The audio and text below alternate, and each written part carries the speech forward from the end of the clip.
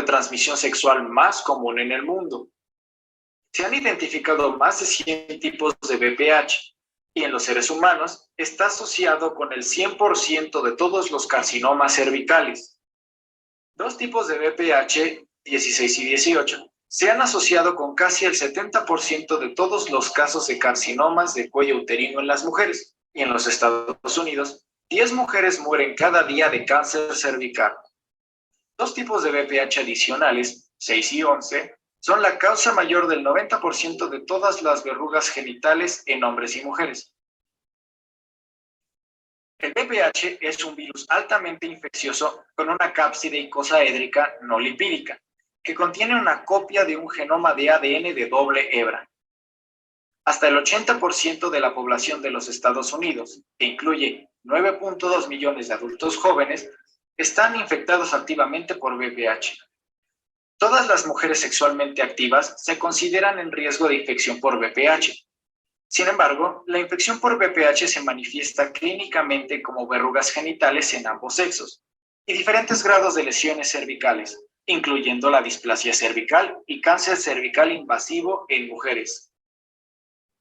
El VPH se transmite por contacto de piel a piel durante la actividad sexual y puede no prevenirse con el uso de condones. A través de microabrasiones en las capas dérmicas de cualquiera de los genitales externos o del cuello uterino interno, el VPH entra y transita las células en capas basales donde comienza el ciclo infeccioso. Las células infectadas por VPH se diferencian en células epiteliales en la superficie donde las lesiones siguen proliferando nuevas partículas de VPH sin destruir las células infectadas. Dicha infección puede ser plana e invisible, como es más común para las lesiones cervicales, o en algunos casos hay hinchazón por encima de la superficie del epitelio normal, como una verruga en los genitales externos. La infección de las células basales por VPH puede contar con múltiples resultados, mostrando que la infección por VPH conduce a la replicación activa del genoma de VPH circular dentro del núcleo de las células infectadas. Esta modificación de la infección es la causa más común de verrugas genitales y lesiones cervicales anormales de bajo grado. Un modo más preocupante de la infección por VPH es la integración del genoma en el ADN cromosómico de la célula infectada. Este modo de infección es más comúnmente asociado con los tipos de VPH. Bueno, como hemos visto, este virus va a tener un ciclo de replicación y vamos a ir viendo a medida que avancemos qué es lo que pasa en la piel y qué pasa con los genitales y por qué estas lesiones pueden llegar a malignizarse, ¿ya? Especialmente a nivel cervical. Entonces, una vez que el virus ingresa al organismo, vamos a tener que este es el agente, vamos a tener el huésped y el ambiente, ¿ya? El huésped es el ser humano, ya sea hombre o mujer, que va a ser infectado por este virus, y el ambiente van a ser los fluidos genitales. Ahora, en función a esta historia natural de replicación del virus, nosotros vamos a ver que pueden haber diferentes estados de la infección, y en función a esto es que se aplican los métodos de prevención. Vamos a ver, como ustedes pueden ver, que hay un tipo de prevención primaria, secundaria, terciaria, incluso cuaternaria. Ahora, una vez que el virus ha tenido esta relación, vamos a ver que hay una interacción, que es el estímulo, es la relación sexual, es el contacto sexual sin protección. Quiero recalcar aquí que las infecciones provocadas por el virus papiloma humano no necesariamente son consideradas como infecciones de transmisión sexual. ¿Qué quiere decir esto? Que para que uno pueda adquirir una infección de transmisión sexual, tiene que tener una acción, ¿no? Una relación sexual. A veces vemos o escuchamos pacientes que nos dicen, tengo molestias para orinar, o tengo dolor, pero es porque he orinado en un baño sucio, o un baño contaminado, un baño público, o he orinado al aire. Y no es así. Para que hayan infecciones de transmisión sexual, realmente tiene que haber una acción, que es la relación sexual generalmente, ¿no? ¿Qué pasa con el virus papiloma humano? A diferencia del resto de las infecciones de transmisión sexual, este virus es considerado contagioso. porque muchas veces solo por el contacto piel a piel uno puede llegar a adquirir la infección.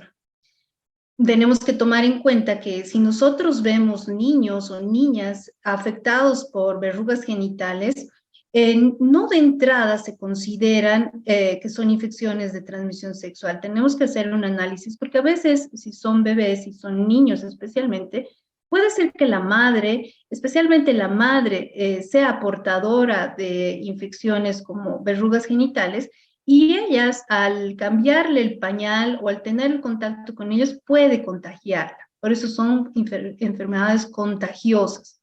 Hay pacientes que pueden tener lesiones en los genitales y tener una autoinoculación. Se tocan la cara, se tocan otra parte del cuerpo y ellos mismos pueden llevar la infección de un lado a otro, ¿no? Entonces, por esto, estas infecciones son consideradas contagiosas. Ahora, hay situaciones donde se ha visto, como les digo, en casos de niños, en pacientes posmenopáusicas, incluso de la tercera edad, que no tienen actividad sexual y que pueden presentar lesiones, pero es por lo que les menciono precisamente, ¿no? Incluso contacto, algunos mencionan hasta contacto con fomites, con toallas, sábanas que hayan estado contaminadas. Algunos dicen que no, sin embargo, hay una relación con este tipo de contagio, especialmente dependiendo de la carga viral que tenga el paciente que va a infectar, ¿no? Entonces, tomamos en cuenta que la relación sexual, que va a ser el estímulo para que pueda ingresar el virus, el huésped, tanto en hombres como mujeres, los hombres generalmente pueden ser los portadores, ¿no? Y la reacción del huésped. Esta reacción del huésped puede ser variada. Tenemos que tomar en cuenta que para que haya una infección, tiene que haber una puerta de salida, tiene que haber una cantidad de virus suficiente. Pero esto es al que muchas veces no le damos mucha importancia, que es al sistema inmunológico. Esta es la pregunta que muchos hacen, ¿no? ¿Por qué a mí me ha dado, les voy a poner un ejemplo con el COVID, ¿por qué a mí me ha dado el COVID tan severo y mi amigo, mi pariente o mi familiar ha pasado asintomático? ¿Y por qué otros se han muerto? Esto va a depender, obviamente, de las mismas características genéticas del virus, pero también va a depender de la respuesta inmunológica que va a tener cada paciente, ¿no? Ahora, el periodo de latencia es incierto, que puede ser de 2 a 3 meses hasta años. Ahora, ¿qué ocurre? Van a haber cambios tisulares que pueden provocar cáncer, pueden provocar melanomas, adenocarcinomas, pueden haber signos y síntomas específicos, ¿no? Especialmente un flujo seroso maloliente, pueden haber lesiones como vaginales, pueden haber defectos o daños como cánceres ya en ambos sexos, estados crónicos que pueden llevar al cáncer de cuello uterino y también ya a la muerte como consecuencia de una metástasis, ¿no? Entonces, ya les decía, en función a esto, nosotros podemos tomar en cuenta que vamos a hablar de estos tipos de prevención. Vamos a hablar de prevención primaria con relación a la promoción de la salud, ¿no? Educación sexual a la población, promoción del Papá Nicolau, reconocer la importancia del autocuidado de la salud sexual y saber reconocer los factores de riesgo. En cuanto a prevenciones específicas, se toman en cuenta el uso de las vacunas, que lo vamos a hablar más adelante, que en nuestro medio, en nuestro país, están contempladas para niñas que todavía no han iniciado su vida sexual, en teoría de entre 9 a 12 años. En otros países se contempla la vacunación también a los varones, ¿no? Nosotros podríamos, o en algún momento mujeres más grandes pueden llegar a vacunarse, pero no está contemplado dentro del PAI, ¿no? Así que solamente el PAI vacuna gratuitamente a estas poblaciones. El resto, lamentablemente, por más de que uno pueda tener factores de riesgo, no los acepta. Y también, obviamente, la abstinencia.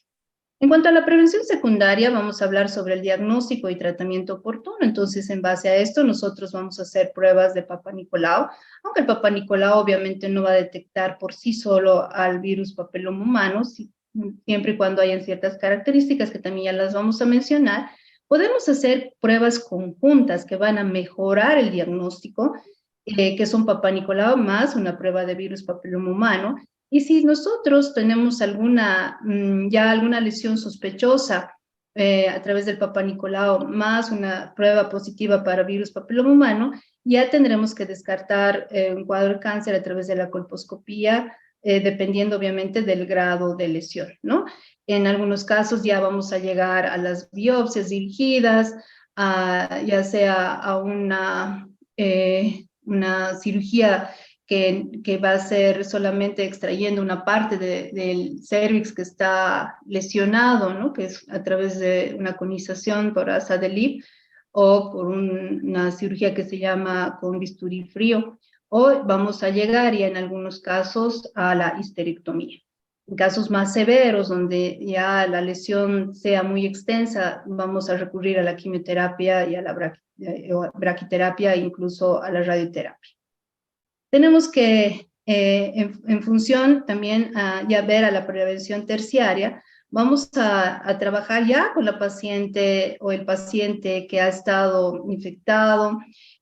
Muchas veces si hay un cáncer, vamos a trabajar en tratar de mejorar su calidad de vida, buscando clínicas del dolor y cuidados paliativos, evitar obviamente una promiscuidad sexual y un apoyo psicosocial de la familia. Y ya la prevención cuaternaria, vamos a hablar de lo que es evitar el exceso de riesgos, ¿no? Previniendo el exceso de uso de fármacos, técnicas quirúrgicas, o sea, evitar procedimientos innecesarios, ¿no? Entonces, esta es la historia natural, como le digo, en función a cómo se va a desarrollar el virus, se han propuesto este tipo de prevenciones y de manejos que se van a realizar. Entonces, vamos a empezar a desglosar cada uno de ellos en función a la que vayamos avanzando. Ahora, habíamos dicho que siempre hablamos de los virus, ¿no? El virus papiloma humano, el virus herpes, el COVID, el VIH, pero no hablamos de lo que es nuestro maravilloso sistema de defensa. Entonces, ya les decía, muchos pacientes pueden llegar a malignizar, pero ¿de qué depende de que el paciente pueda llegar a tener un control adecuado? Que solo el sistema inmunológico sea el encargado de controlar adecuadamente la infección. Entonces, las lesiones clínicas asociadas al virus papiloma humano, tanto las verrugas genitales como las lesiones intraepiteliales, pueden desaparecer sin tratamiento. ¿Gracias a qué? A una respuesta inmunológica efectiva, ¿no? Entonces, podemos tener dos caminos. Una vez que el virus ha ingresado al organismo, ya sea varón o mujer, vamos a hablar en este caso más de las mujeres, se hayan infectado, vamos a tener que en un tiempo más o menos de 2 a 3 meses, se va a producir el periodo de incubación y luego pueden empezar a presentarse las primeras lesiones. Luego, como siempre ocurre en una infección viral especialmente, vamos a tener este tipo de respuestas humoral y celular. Si estas son efectivas, el mismo organismo va a controlar y va a eliminar a los virus papiloma humano, especialmente a los de bajo riesgo, en un periodo más o menos de 4 a 9 meses, ¿no? Y pueden llegar a eliminar a los de alto riesgo en un periodo de 12 a 18 meses. Ahora, hay situaciones, esto lo vamos a poder conseguir más o menos en un 60-80% de los casos, viendo que pueda haber una remisión clínica sostenida, y si nosotros aquí hemos detectado el virus papiloma humano y detectamos esta cadena doble de ADN del virus, en algún momento el mismo organismo puede llegar a controlar, dependiendo de la respuesta del sistema inmunológico, y llegar a tener un ADN, o sea, una prueba, generalmente la gold estándar, en todo caso, un PCR que nos dé un ADN negativo. Pero lamentablemente pueden haber situaciones donde el sistema inmunológico está alterado y vamos a tener una infección persistente, o especialmente con virus que son oncogénicos, ¿no? Vamos a tener entonces que en estos casos, si persiste la infección por virus papiloma humano, en un 10 a 20% de los casos, pueden llegar a provocar lesiones neoplásicas. Ahora, ya hemos dicho que sabemos que las lesiones de bajo grado remiten de forma natural en un 80-90% de los casos, pero en lesiones de alto grado el porcentaje es mucho menor. Ahora, ¿de qué depende entonces esta regresión? Tal y como podríamos ver al principio, quiero compartirles este artículo que me ha gustado mucho. La verdad, de todos los artículos que he revisado, bueno, yo no soy muy amante del fútbol, sin embargo, me ha gustado este artículo, ya que estamos en etapa de mundial, que dice, las células natural killer son el Messi del sistema inmune. Y permítanme leerles el artículo. Dice, el doctor Duque afirma que las células natural killer tienen la capacidad de detectar las células alteradas y destruirlas. A su vez, son células con memoria capaces de que cuando aparece la siguiente infección, pueden detectarla rápidamente y atacarla.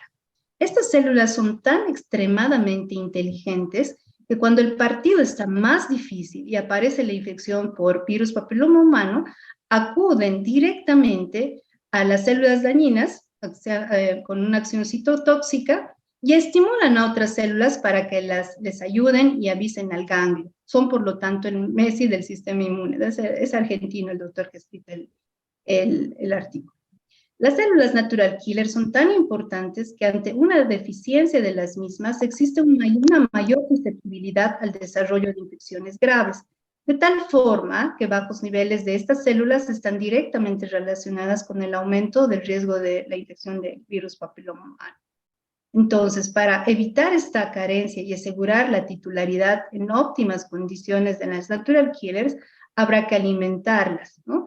Ahora, hay diferentes estudios que han demostrado que una deficiencia de este aminoácido, que es la L-arginina, puede ser la encargada de la producción de proteínas, reduce la proliferación de las natural killer y su citotoxicidad, su fuerza y capacidad para detectar y eliminar esas células infectadas por el virus. Entonces, los suplementos de L-arginina van a resultar clave para fortalecer el sistema inmune. Esta es una forma. Vamos a hablar más allá de cómo además nosotros podemos mejorar la respuesta del sistema inmunológico.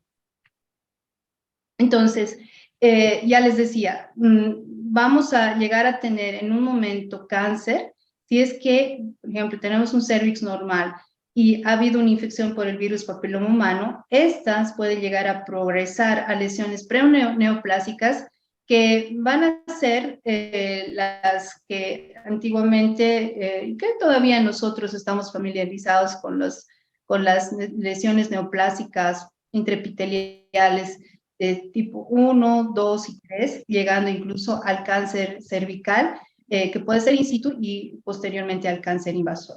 Ahora, de acuerdo al sistema Bethesda, nosotros vemos que son las lesiones intraepiteliales de bajo grado y las de alto grado. Las de bajo grado, como habíamos mencionado al principio, pueden llegar a regresionar con un buen tratamiento y un buen seguimiento y, como les digo, mejorando el sistema de defensa. Ahora, ¿cuáles son los factores que pueden estar asociados con el virus papiloma humano y con cáncer? Van a ser, ya hemos dicho, el virus papiloma humano 16 y 18, que están relacionados con un 70% de los casos de cáncer, el tabaquismo, otras infecciones. Hay que tomar en cuenta estas otras coinfecciones que pueden haber, ¿no? Infecciones a nivel cervical, como clamidia trachomatis, la misma gonorrea, el herpes simple y el VIH. Esta es una recomendación que nosotros siempre le hacemos al personal de salud. Si tú les decimos, si ustedes hacen una prueba de Papá Nicolau y tienen una lesión que es sospechosa de cáncer, háganle la prueba del VIH.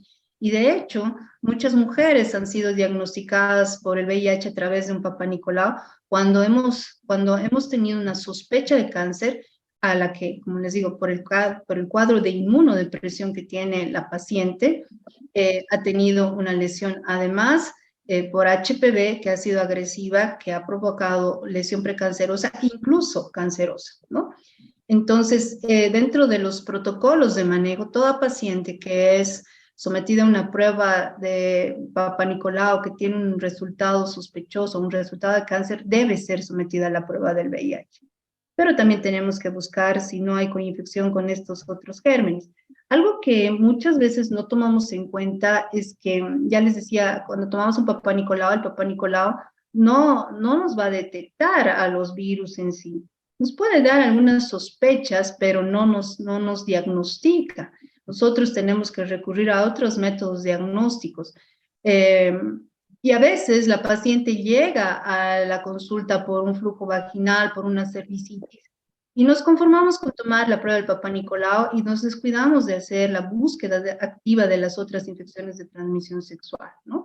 Tenemos el resultado del Papa Nicolau, que muchas veces nos reporta microbiota vaginal mixta, microbiota vaginal abundante, y pensamos que con unos óvulos vamos a solucionar el problema, y lo único que estamos haciendo es cronificar la lesión y aumentar el riesgo del cáncer. Entonces, siempre es importante descartar las otras infecciones de transmisión sexual. Ahora, otros cofactores que pueden provocar cáncer asociados al virus papiloma humano son exposición hormonal prolongada, por ejemplo, la multiparidad, el uso muy constante de anticonceptivos hormonales, especialmente anticonceptivos orales, la deficiencia nutricional y estos antígenos de histocompatibilidad y lo que ya hemos mencionado, la inmunodeficiencia.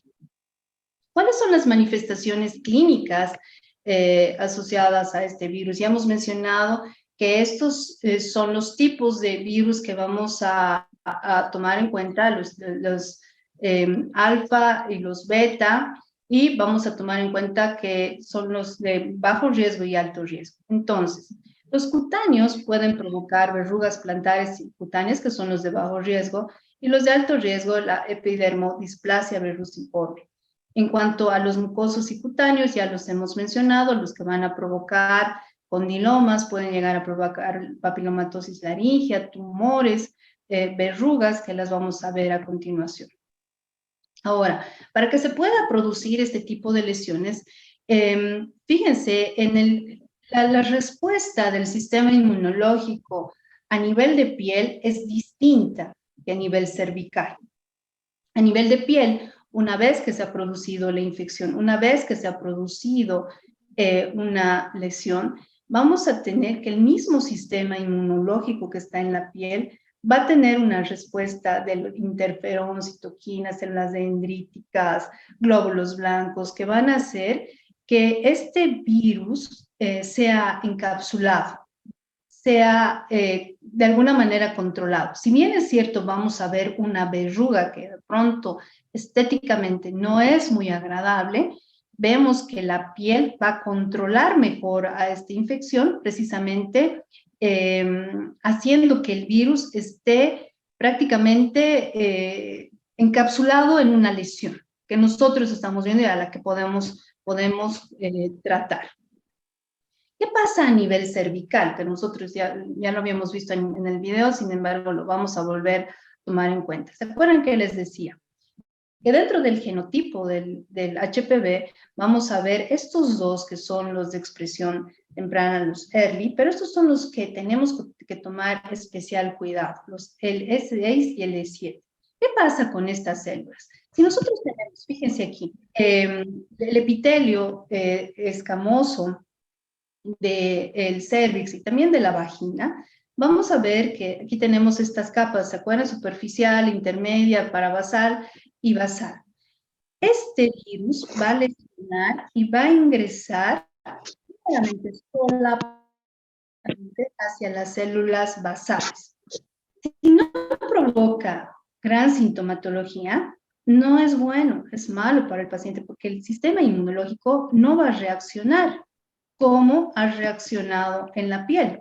Entonces, aquí el virus puede ingresar, ya sea por una lesión, por una cervicitis, por una erosión que pueda tener la paciente, va a ingresar hasta la capa basal y va a empezar a lesionar a este nivel.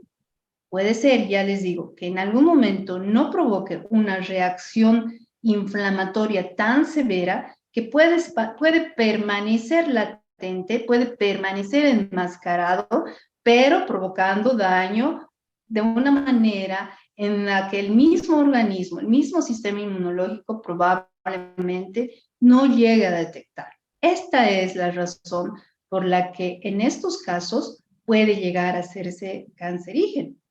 Si nosotros nos ponemos a pensar en otro virus, por ejemplo, el virus de la hepatitis, si el paciente se infecta por hepatitis B, mientras el cuadro agudo sea más aparatoso, el paciente tenga vómitos, se ponga histérico, tenga dolor abdominal, tenga cambios en la coloración de las heces, es mejor para el paciente, porque el paciente, o sea, porque su organismo le va a permitir formar anticuerpos y puede controlar la infección.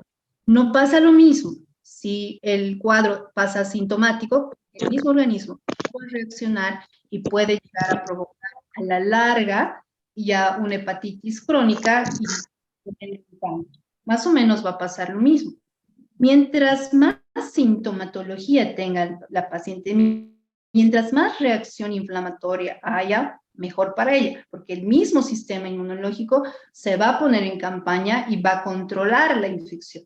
Pero si no hay inflamación, está solapado el virus, es peor, porque el virus está agrediendo y en algún momento va a provocar, ya vamos a encontrar a esa paciente con cáncer. Entonces, este virus puede empezar a lesionar en cuestión de meses o en cuestión de años incluso.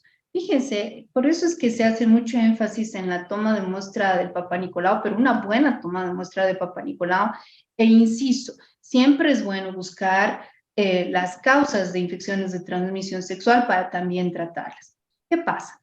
En cuestión de meses pueden haber algunas lesiones a nivel especialmente basal, pero si nosotros tenemos una lesión sospechosa de cáncer, que es un NIC1, hasta que llegue a un NIC2, un NIC3 y un cáncer, pueden pasar hasta 15, de 5 a 15 años, un promedio de 10 años en la que la paciente ha tenido la oportunidad de haber sido diagnosticada previamente, de haber sido tratada, de haber sido controlada y que lamentablemente muchas veces no lo hace, ¿no? Entonces el mensaje es eso, muchos pacientes nos dicen, pero si yo todos los años me hago mi Papá Nicolau, ¿por qué cáncer? Si el año pasado me he hecho un Papá Nicolau, a principios de año me he hecho un Papá Nicolau, ¿y por qué ahora me dicen que tengo cáncer? Probablemente que no se han tratado las otras infecciones de transmisión sexual o porque probablemente no hemos tomado. Una vez que ha ocurrido esto, ya en cuestión de unas décadas vamos a tener ya un cáncer invasor. Aquí nuevamente tomamos en cuenta este estrato de células que tenemos en el cérvix y cómo van a ir lesionando este virus hasta llegar a atravesar la membrana basal y convertirse en un cáncer invasor, llegando a metástasis. En cuanto a este tipo de lesiones, vemos que el NIC1, que es una displasia leve, puede llegar a convertirse en un cáncer invasor en un 1 al 60%. En NIC2, del 5 al 40% y NIC3 de 12 a 32%. Pero no sé. En cuanto al NIC2 y NIC3, si más asociamos al virus papiloma humano de alto riesgo, la probabilidad de que sea un cáncer invasivo entonces es mucho más alta. Nosotros tenemos que tomar en cuenta justamente la membrana basal. Si este virus va a llegar a atravesar la membrana basal, vamos a tener ya un cáncer invasor y probablemente ya un cáncer metastásico, ¿no? Que es el que tenemos que ya lamentablemente controlar ya de otra manera. Estas son las manifestaciones clínicas que decíamos. Vamos a ver estas verrugas planas, que si bien es cierto, ya les he dicho, no son estéticas, pero fíjense lo que les decía. El mismo organismo, el mismo sistema inmunológico va a encapsular en este tipo de lesiones al virus y el mismo sistema lo está controlando de alguna manera, ¿no? Pero esto no quiere decir que las infecciones no sean contagiosas, son muy contagiosas. Vemos este otro tipo de lesiones, que es una epidermodisplasia verruciforme. No sé si ustedes han escuchado hablar de este paciente, es conocido como el hombre árbol, ¿no? Que lamentablemente hasta el final ha llegado, esto es en Bangladesh, han llegado a hacer toda una serie de exámenes y tratamientos y lamentablemente no ha podido controlar, no ha podido conseguir una cura a sus lesiones, pero son lesiones provocadas por virus papiloma humano.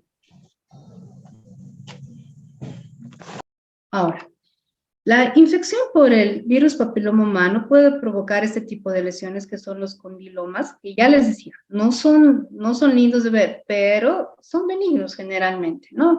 Son difíciles de tratar, tardan mucho en hacer efecto el tratamiento, pero pueden estar afectando, fíjense, la zona vulvar. Este tipo de lesiones del condiloma acuminado tiene este aspecto como cresta de gallo. Eso es algo característico de este tipo de virus. Pero también podemos ver lesiones que tienen el aspecto de coliflor, ¿no? Cuando las lesiones son muy grandes. Tenemos que tomar en cuenta que las lesiones verrucosas tienen que ser diferenciadas, tienen que tener un diagnóstico diferencial con la sífilis secundaria, especialmente cuando se produce un condiloma plano, ¿no? Cada vez que veamos un condiloma, una lesión verrucosa, estamos obligados a realizar la prueba de sífilis, porque no todas las verrugas son por el virus papiloma humano, hay verrugas que son provocadas por la sífilis en su etapa secundaria, o pueden ser provocadas también por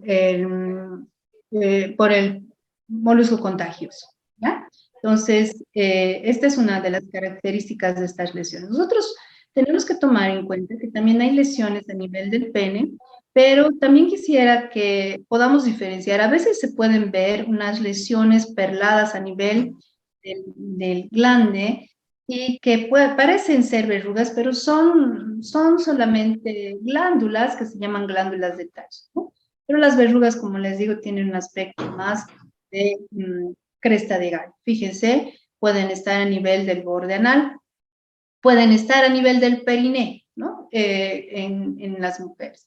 ¿Por qué les digo que estas infecciones son altamente contagiosas? Porque lamentablemente cuando vemos verrugas no van a ser controladas adecuadamente no vamos a poder evitar la infección con el uso del condón, ¿no? Porque ya por el contacto, como ya les decía, el condón masculino especialmente solamente va a proteger el pene, pero no va a proteger las otras áreas que son el mismo periné o el escroto, si es que el varón lo tuviera, o el mismo periné de la mujer, si es que tuviera ella la lesión.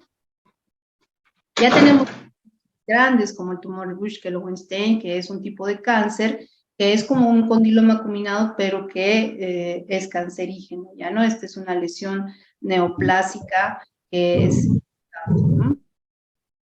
Y el tumor de Bowen, que muchas veces puede estar incluso asociado o puede ser localizado en otros lugares de la piel y que por la exposición al sol pueden tener peor evolución.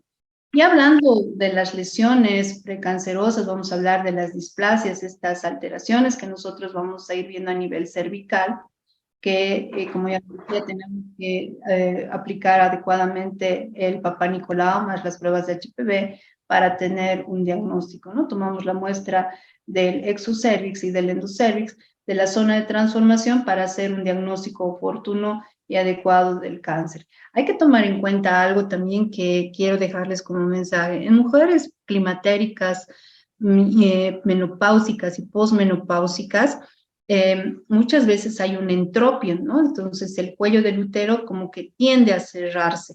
Podemos ver, y me ha pasado algunas veces, que macroscópicamente, aparentemente el el útero está bien, pero al tomar la muestra hemos descubierto casos de cáncer, ¿no? Entonces, en mujeres climatéricas, posmenopáusicas, a veces para que podamos tomar una adecuada muestra del canal endocervical, podemos primero realizar un tratamiento con hormonas a nivel local para que pueda haber cierto grado de ectropión y nuestra muestra sea más adecuada.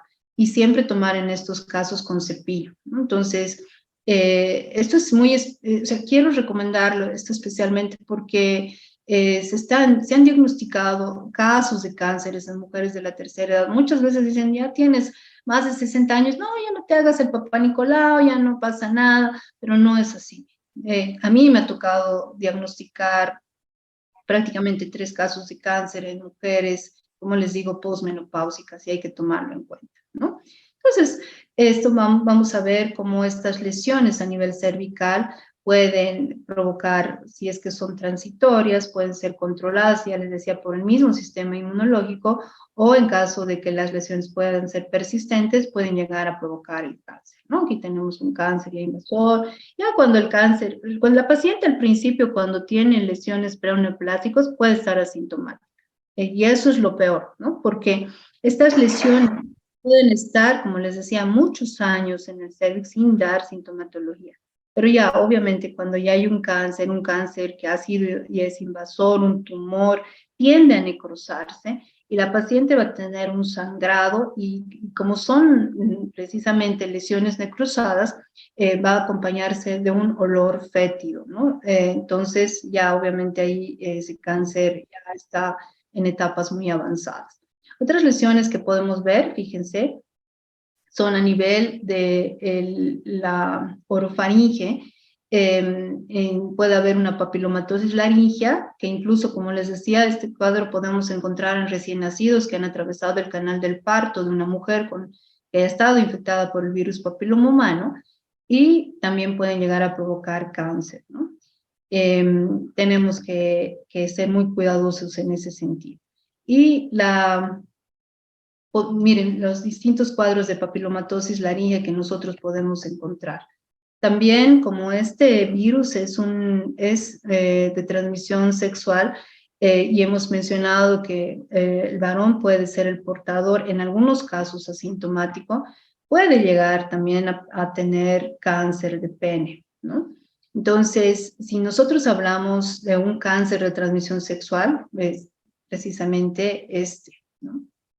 Y ya les decía, el cáncer de ano, que no solamente se va a presentar en los homosexuales, sino también muchas veces se da en mujeres que tienen como práctica sexual la penetración anal. En cuanto al diagnóstico de virus papiloma humano, no voy a hacer mucho énfasis porque yo sé que ustedes han tenido una ya capacitación previa sobre los métodos de diagnóstico. Sin embargo, algo que nosotros podemos sospechar sobre el cáncer es la coilocitosis, que se puede ver a través del Papá Nicolau, pero no siempre logramos ver esta lesión, ¿no? Entonces, ¿qué pasa cuando hacemos un cribado del virus papiloma humano? Vamos a tener, como ya les decía, vamos a buscar al virus. Si el resultado es negativo, bueno, vamos a continuar con nuestro screening de rutina, pero si tenemos estos genotipos 16 a 18, vamos a realizar un Papá Nicolau, una colposcopía, y probablemente, dependiendo del resultado, vamos a llegar a hacer una biopsia dirigida y finalmente ya sea, ya les decía, una conización o una histerectomía, ¿no? Entonces, cuando tenemos este tipo de genes del virus papiloma humano, vamos a proceder a una citología y luego a un seguimiento de la paciente. En cuanto a las técnicas serológicas, que no son muy específicas, pero se las menciona, también podemos buscar el diagnóstico de la prueba, las técnicas de hibridación, la detección de ARN del virus papiloma humano y la detección del ADN, que en sí, esta es una de las pruebas de consenso que va a ser el rol estándar. En cuanto al tratamiento, vamos a tomar en cuenta el imiquimod.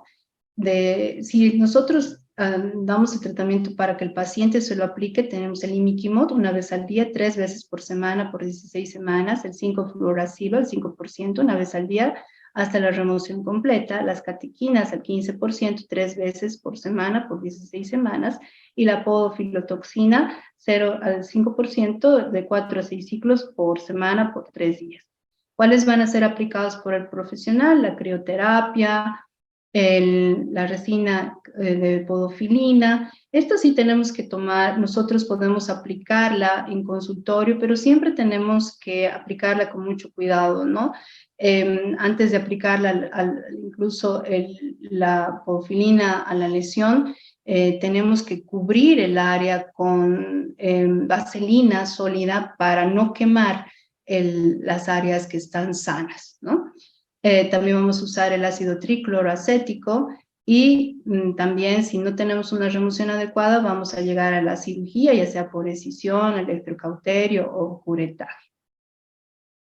Estos son los nuevos tratamientos que se mencionan sobre el HPV, que tienen, especialmente el imiquimod del 3.75%, se utiliza todos los días, ¿no? Por 8 semanas, y ha tenido mejores resultados que el imiquimod al 5% incluso. Estos son otros tratamientos, las cinecatequinas al 10%, la terapia fotodinámica, la inmunoterapia intralesional. Son tratamientos nuevos, pero que solamente se los menciono porque no lo tenemos en nuestro medio. También hay aplicaciones en geles que pueden tener incluso ácido hialurónico. Podemos utilizar incluso otro tipo de medicamentos que en base a ácido salicílico, pero que no tienen tantos resultados. Pero estos que les estoy mencionando, no los tenemos la mayoría no los tenemos en nuestro medio todavía.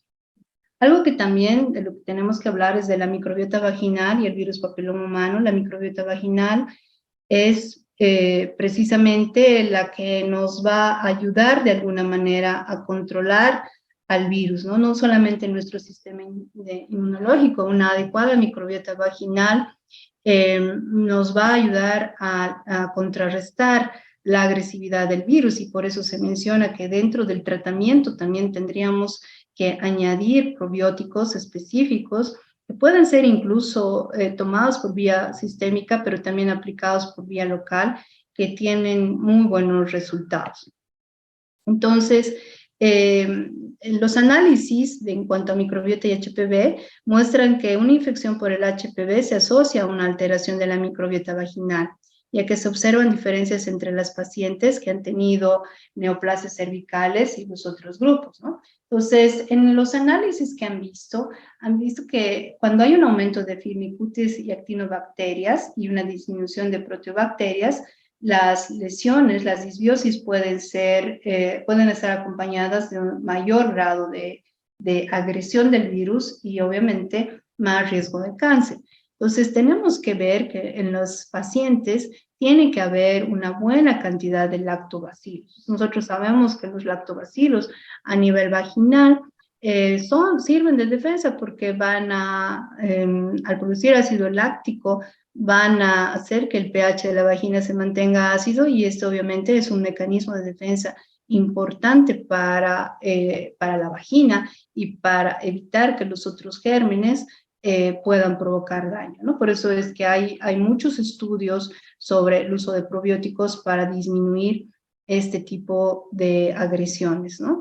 Y también los factores de riesgo de las infecciones persistentes por el virus papiloma humano, que tenemos que mencionarlos, que alteran la microbiota vaginal, son prácticas, ¿no? Como duchas vaginales, las mismas relaciones sexuales sin preservativo, factores biológicos, ¿no? Como la vaginosis bacteriana, las infecciones de transmisión sexual, que ya lo he mencionado, que van a provocar disbiosis, ¿no? Entonces, es importante tomar en cuenta estos datos también para que podamos disminuir la agresividad del virus. También se menciona que podemos utilizar estas vitaminas, la A, la B2, la E, los folatos, y también los minerales como el zinc, que tiene en dosis altas, tiene muy buenos resultados. Todos estos minerales son considerados antivirales, ¿no? Tienen efecto antiviral. Entonces, es bueno que nosotros podamos tener igual un buen reemplazo, una buena dosificación de todos estos para que podamos contrarrestar y podamos mejorar la respuesta de nuestro sistema inmunológico para evitar la agresividad del virus. Y bueno, finalmente hablando sobre los objetivos de la Organización Mundial de la Salud para el 2030, son el 90-70-90.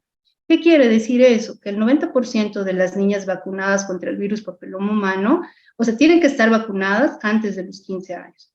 El 70% de las mujeres de 35 a 45 años tienen que haberse hecho una prueba de Papa Nicolau y una prueba del HPV. Y el 90% de las mujeres con cáncer cervical tienen que recibir tratamiento para lesiones precancerosas o para un cáncer invasivo, ¿no? Entonces, estos son los objetivos de la Organización Mundial de la Salud para el 2030 en función al HPV. Bueno, ya les he mencionado cuáles son las formas de hacer prevención y vamos a terminar hablando sobre la vacuna, sobre las vacunas que son utilizadas.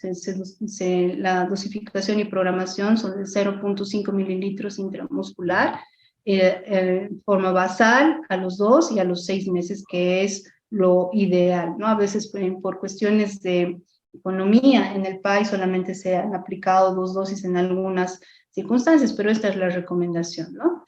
No es recomendable en niñas menores de 9 años y tampoco en mujeres mayores de 26, aunque este grupo ya en algunos protocolos internacionales se ha aumentado la edad. Pero si nosotros, bueno, nuevamente, como les decía, tomamos en cuenta qué dice el PAI nacional, Programa Ampliado de Inmunización, las vacunas están contempladas para las niñas de 9 a 12 años, porque en teoría aún no han iniciado su vida sexual.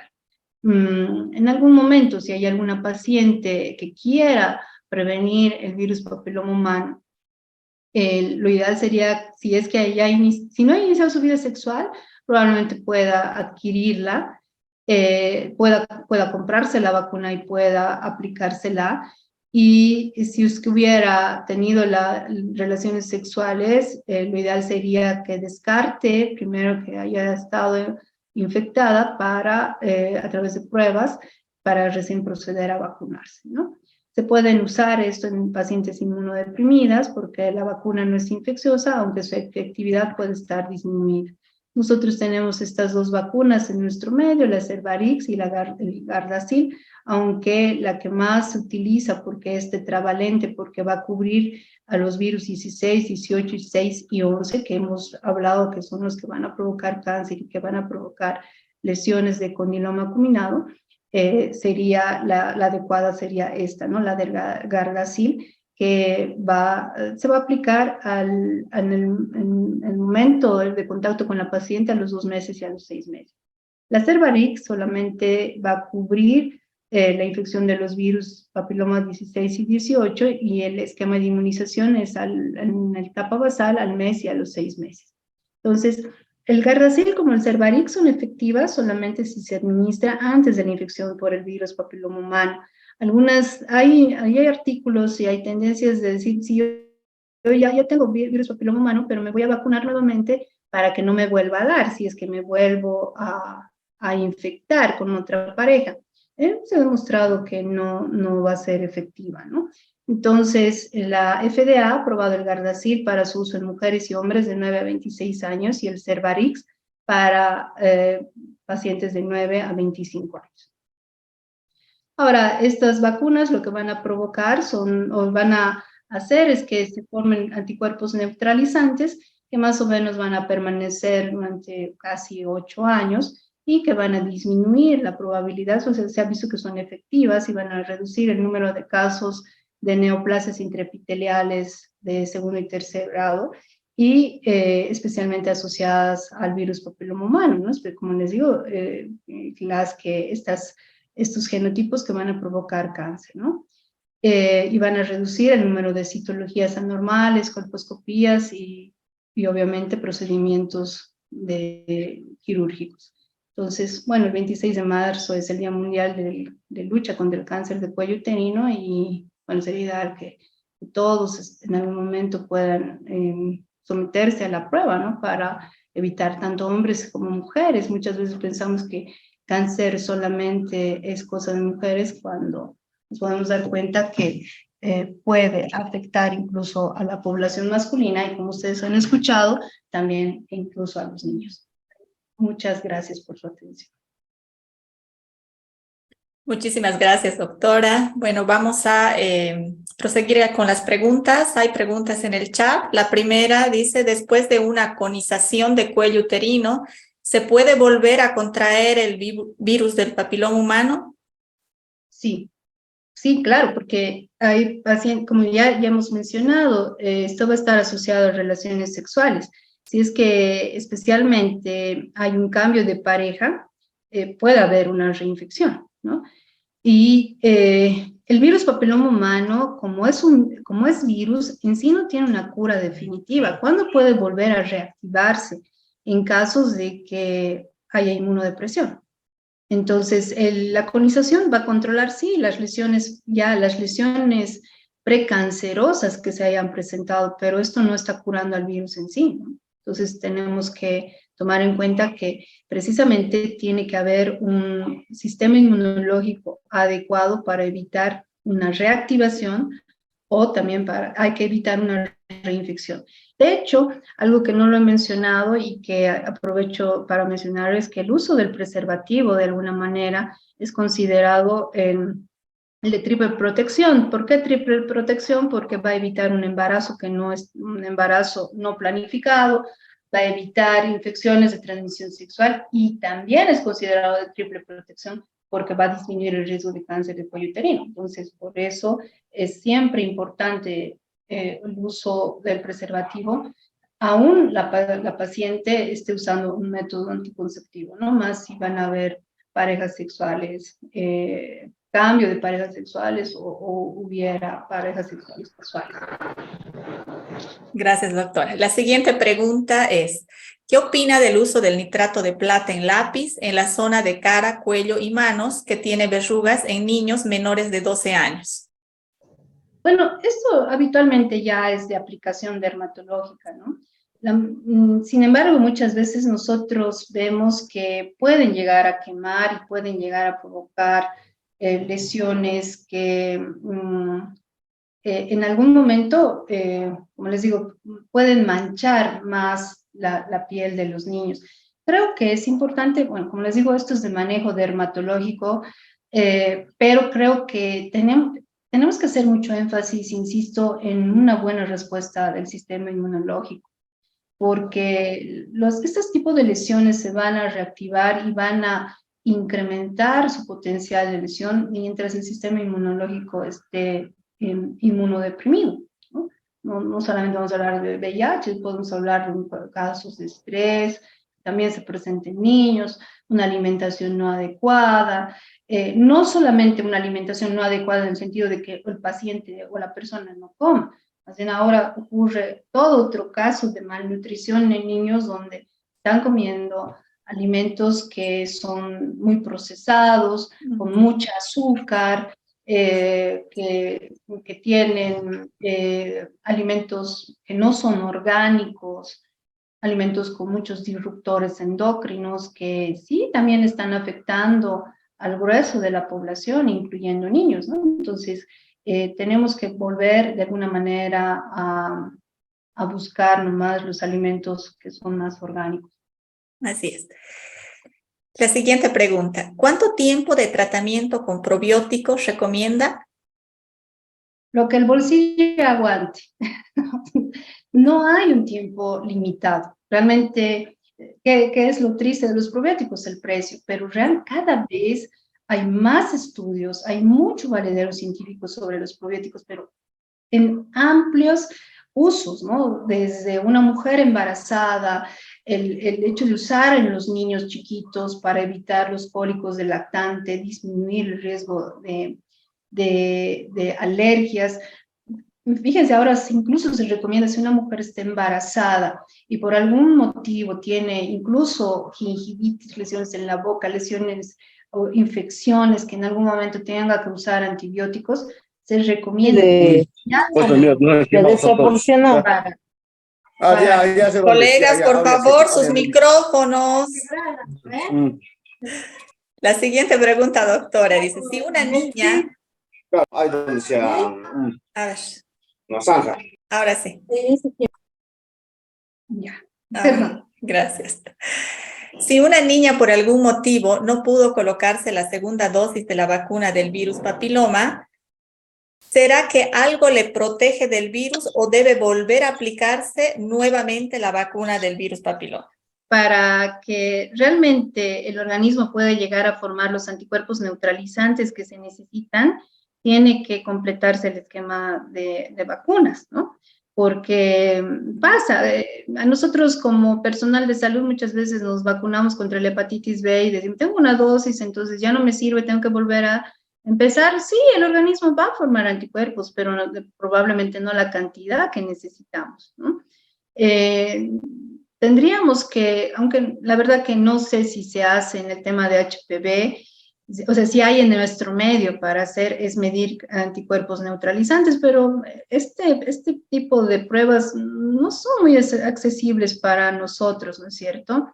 Entonces, lo ideal sería eso, ¿no? Medir que si ha formado anticuerpos neutralizantes y si no, tendría que volver tendría que completar su esquema de vacunas. La va a proteger, pero no, probablemente no en la calidad y en la cantidad que realmente se necesita.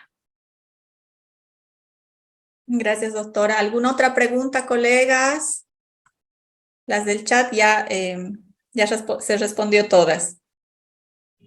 Sí, doctorita, por favor, quisiera saber de la vitamina E, por cuánto tiempo se puede tomar y también de la vitamina C para elevar las defensas.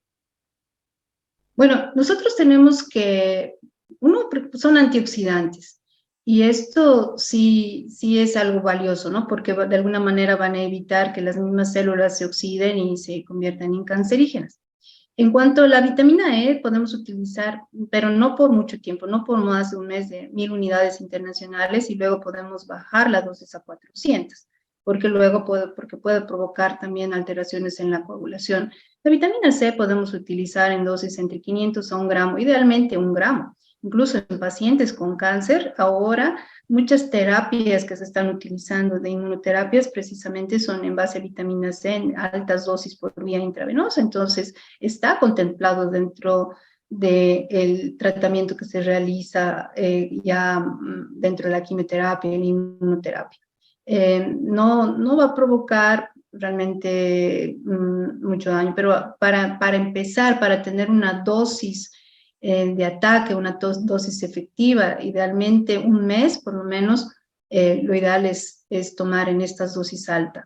Si bien es cierto, para el HPV no se menciona mucho, una de las vitaminas que también es hormona, que se ha utilizado mucho en el COVID, con muy buenos resultados, es la vitamina D3. Entonces, lo ideal sí es dosificar la vitamina D3 a cada uno de nosotros. Yo creo que ahorita todos estamos deficientes o de pronto estamos saliendo de la deficiencia porque hemos tenido un invierno largo y no nos hemos expuesto al sol. Pero sí sería ideal medir la vitamina D3 y en base a eso hacer una dosificación adecuada porque es un excelente inmunomodulador, ¿no? Y tenemos receptores para vitamina D3 en todo el organismo. Entonces, creo que también deberíamos tomarlo en cuenta. La verdad que en los artículos que he revisado no he encontrado directamente relacionado con el HPV, pero la vitamina D3 en cuanto a sus efectos tiene muy buenos resultados. Y no debemos dejar de tomar en cuenta los minerales, ¿no? Como ya les decía, el zinc, el cobre, el selenio, magnesio, manganeso, incluso en la época del COVID se han llegado a fabricar barbijos con hilos de cobre, porque tiene muy buen efecto antiviral, lo mismo que el zinc. Entonces, son minerales que tienen que estar incluidos en la prevención de lo que es este tipo de infecciones virales. Gracias. A Silvia Hurtado, por favor, que levantó la mano, puede hacer la pregunta.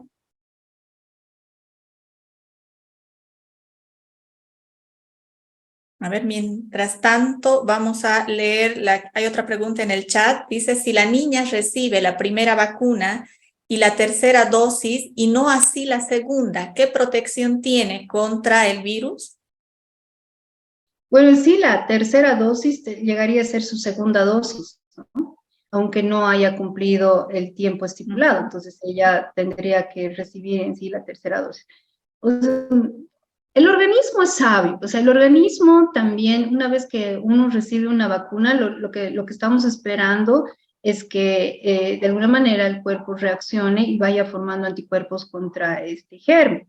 Entonces, algo que va a hacer el organismo es ya ir formando anticuerpos. Ahora, ¿en qué cantidad las va a formar? Va a depender también del sistema inmunológico.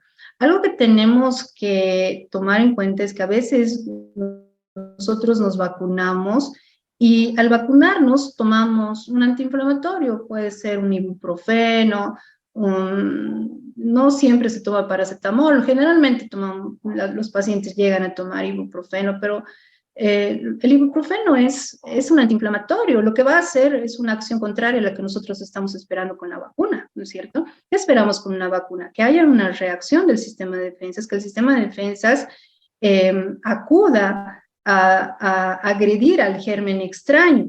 ¿Y cómo va a reaccionar el sistema de defensas? Con fiebre, con malestar, y muchas veces nosotros vamos a aplacar esta respuesta con ibuprofeno, por ejemplo.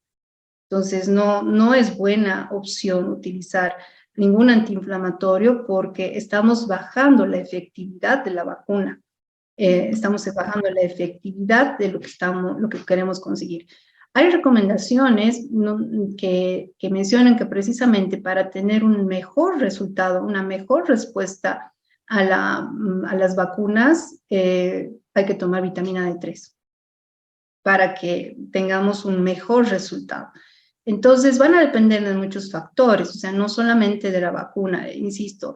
Muchos hablamos del virus, hablamos de las vacunas, pero nos olvidamos de lo maravilloso que es nuestro sistema inmunológico. Entonces, al que tenemos que cuidar es a nuestro sistema de defensas, ¿no? Una buena nutrición, una buena suplementación,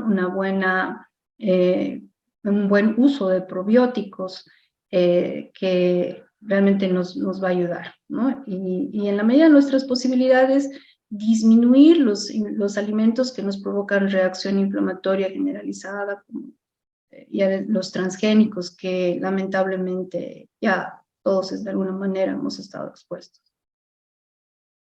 Muchísimas gracias, doctora. Parece que alguna otra pregunta ya no tenemos en el chat.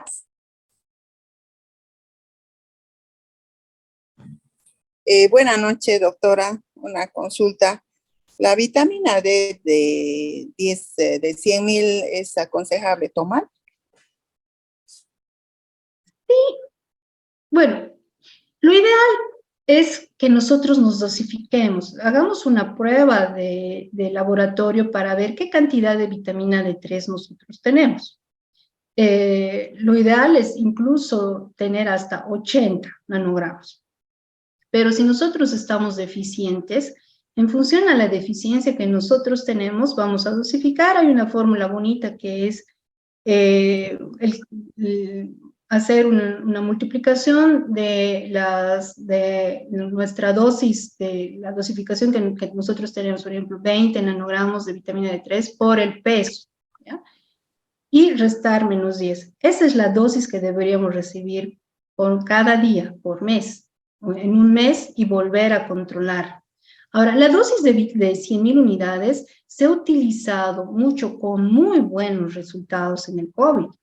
¿Qué ha pasado especialmente en Italia con los pacientes que estaban de la tercera edad, que estaban en asilos, no estaban expuestos al sol y por ende tenían más complicaciones? Entonces, las megadosis han llegado a salvar vidas. Tiene sus aplicaciones la megadosis. Por ejemplo, en una mujer embarazada, para prevenir la preeclampsia en la tercera semana concepcional, quinta semana gestacional, pues es una maravilla, es lo último que se está haciendo, y una megadosis obviamente va a ser la dosis ideal.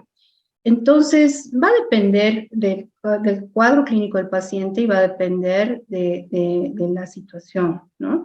No se menciona que hayan casos de intoxicación por vitamina D3 en altas dosis. La verdad que... No, usted está con la música. Este, Creo que está... perdón. Bueno, les decía que se han utilizado megadosis con muy buenos resultados y cada vez hay más estudios al respecto, ¿no? La vitamina D3, insisto, no solo es una vitamina, es una hormona. Nos va a ayudar para prevenir la osteoporosis, la sarcopenia, va a ayudar a contrarrestar el síndrome de ovarios poliquísticos en mujeres, en niñas, en adolescentes, a la endometriosis, la misma obesidad, la resistencia a la insulina, los cuadros de inmunodepresión. O sea, realmente es un inmunomodulador maravilloso. O sea, podríamos estar horas y horas hablando de la vitamina D3, que de verdad que tiene muy buenos resultados, muy buen respaldo científico. Bueno, hay una pregunta más, aunque es una consulta de dosis. Dice, doctora, la vitamina D3 en gotas de 1000 microgramos gota compré y me dijeron 2 gotas máximo darle para mi madre. ¿Está bien o le aumento? Las gotas son recomendadas 5 gotas por día, ¿no? Incluso hay gotas de vitamina D3 que vienen acompañadas de probióticos como Lactobacillus reuteri, que viene con el nombre comercial de Biogaia D y se utilizan 5 gotas por día. Es una buena opción. Colegas, ¿alguna pregunta? Estamos a tiempo todavía. Al parecer ya no hay preguntas, doctora. Bueno, queremos darles a nombre del directorio, a nombre de todos los colegas, las gracias y también indicarles a todos que hayamos satisfecho en realidad sus expectativas. Hoy finalizamos las ponencias de este Congreso Internacional y por supuesto no queda más que dar gracias a todos en realidad quienes han puesto un granito de arena para la realización del mismo y haber podido contar con grandes profesionales también como usted, que imagino que muchas veces no tenemos a veces el tiempo, pero hacemos lo posible para poder llegar a la mayoría de lo que son los seres humanos, y esto con la finalidad de poder aprender y mejorar evidentemente nuestra vida, ¿no? Siempre pensamos que la educación es el vestido de gala para asistir, siempre he dicho, a la fiesta de la vida, ¿no? Muchísimas gracias, buenas noches, que sea hasta otra oportunidad, les quedamos muy agradecidos. Gracias, doctora. Bueno, muchas gracias nuevamente y felicidades por sus 50 años. Y bueno, como les decía, me he sentido muy honrada de estar aquí. Y bueno, recomendarles también a todos que hagan un buen control para evitar este tipo de infecciones y si en algún momento hay alguna afección, hay que tener mucha paciencia, hay que ver cómo responde el sistema inmunológico. Pero bueno, muchas gracias nuevamente y felicidades. Felicidades por su evento y felicidades por su aniversario. Gracias. Bueno, colegas, Gracias. finalizamos entonces. Muy buenas noches a todos.